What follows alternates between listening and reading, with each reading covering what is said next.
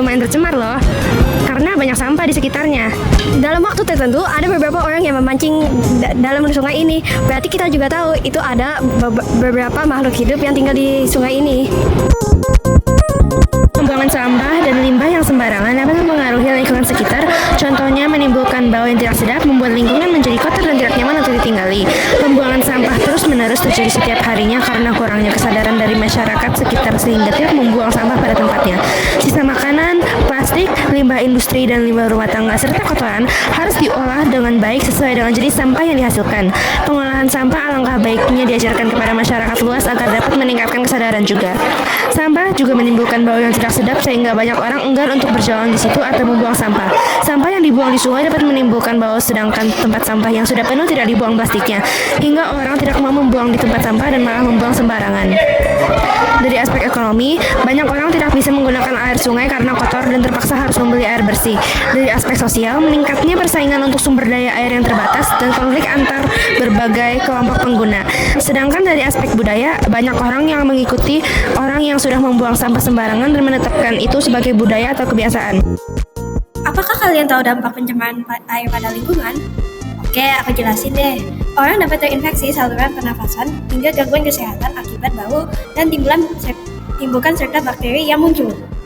Cara mencegahnya adalah tidak membuang sisa limbah, sampah, dan makanan di sungai secara sembarangan. Bisa cari tempat sampah yang paling dekat atau tempat yang memang seharusnya buang sampah pada tempatnya.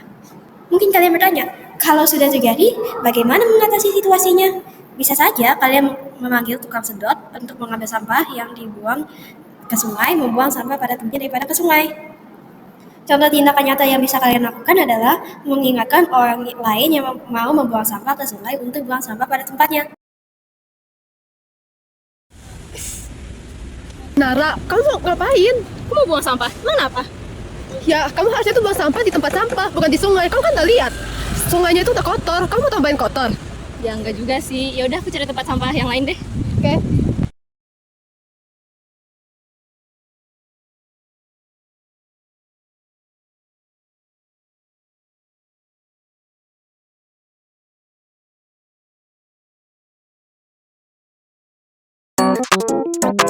Kami sudah berada di seberang jalan pos.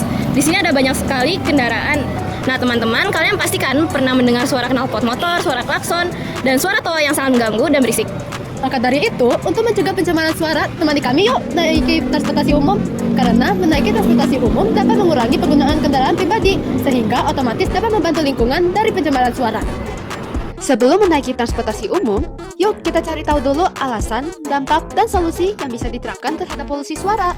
Tahukah kamu penyebab polusi suara adalah pengeras suara yang berlebihan, musik dengan volume tinggi, mainan anak-anak berbunyi, transportasi, pengerjaan, konstruksi, dan generator mesin. Hal itu dapat proses karena suara yang dihasilkan lebih dari 85 dB. Juga suara tersebut dapat membahayakan kesehatan telinga manusia.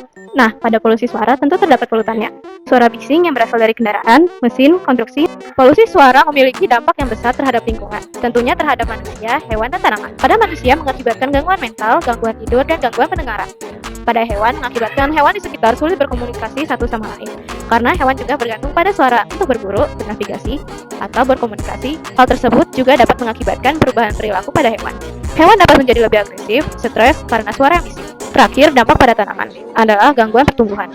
Meskipun tanaman tidak dapat mendengar, polusi suara dapat mengusir penyerbuck. Polusi juga dapat merubah ekosistem pada tanaman. Jika penyebaran biji terganggu oleh kebisingan, regenerasi hutan atau lingkungan dapat terhambat. Dampak pencemaran dalam aspek ekonomi menurut pengalaman pribadi saya adalah dapat menurunkan produktivitas kerja, karena juga dapat terganggu karena kebisingan. Selanjutnya, dalam aspek sosial adalah dapat menghambat komunikasi, dapat tidak terdengar jelas karena adanya suara yang tidak diinginkan. Terakhir, dalam aspek budaya yaitu dapat mengganggu ritual atau ibadah agama yang memerlukan ketenangan. Selain mempengaruhi kesejahteraan hidup kita, ternyata polusi suara juga mempengaruhi kesehatan kita, seperti gangguan tidur insomnia yang membutuhkan waktu lebih lama untuk tidur, dan nightmare atau munculnya mimpi buruk saat tidur.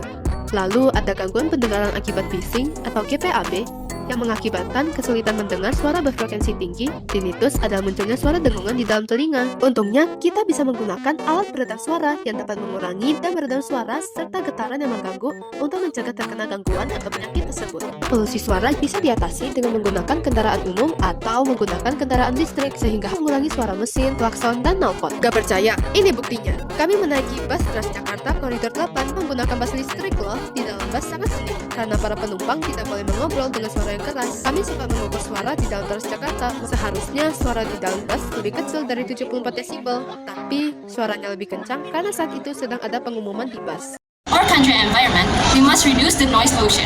We need to reduce the use of exhaust pipes and start using public transport or electric vehicles.